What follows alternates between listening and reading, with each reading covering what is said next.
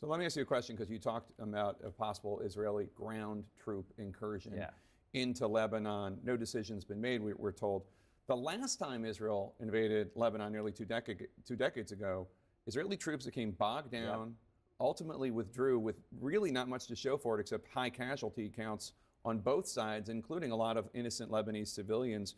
Would a ground invasion of Lebanon be a mistake? I think a ground invasion to push them back across I can't remember the name of the river right now, to create a buffer zone is the goal of the ground invasion, so they can't do an October 7th.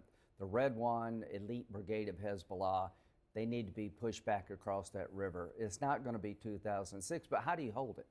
When you stop military operations in Gaza, who takes over?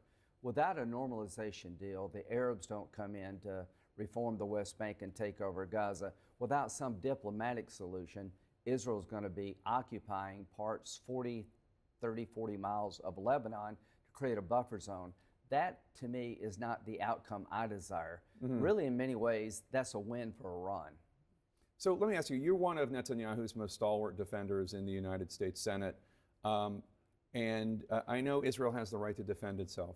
But when you see the images of dead Palestinian kids, babies in Gaza, when you see the images of flattened buildings in Beirut, in the suburbs of Beirut, I understand that Hamas and Hezbollah embed themselves within the populace and that Israel is defending itself. I understand all that. But what's your emotional reaction when you see your ally carrying out, Netanyahu ordering strikes that are killing innocent people? Well, my emotional reaction is I go back to Iran is causing all this. It breaks my heart to see any child killed that's a victim of this conflict.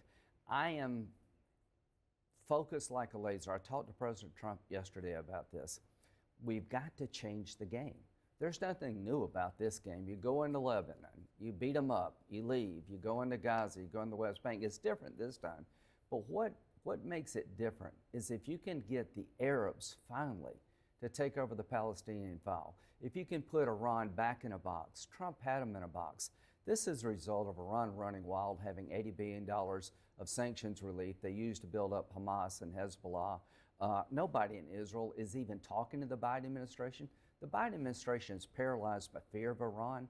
In the name of not escalating, the world is on fire. So I promise you, if Trump does win, we're going to fix this pretty quick.